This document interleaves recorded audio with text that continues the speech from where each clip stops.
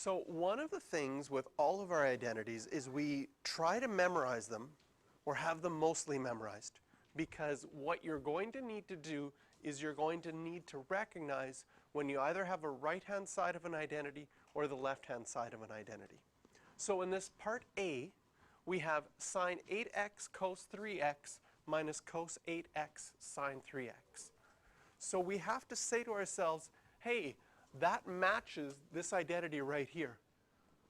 We have the right-hand side of the sine alpha cos beta minus cos alpha sine beta.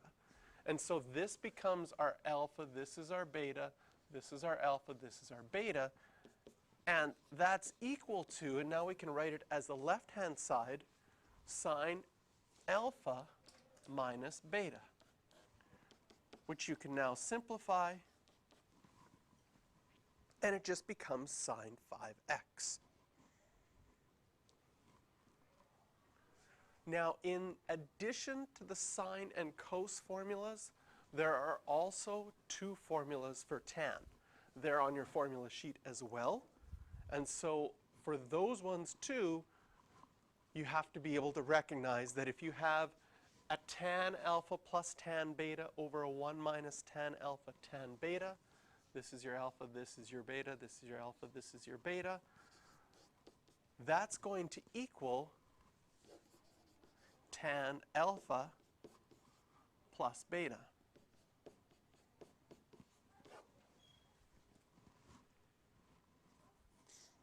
And if we add those together by getting a common denominator, we're going to get tan of 3 pi over 12, which reduces to tan of pi over 4. Do you know what tan of pi over 4 is? It's 1. So that was a lot easier to calculate than it would be to calculate all of those values separately and multiply it all out.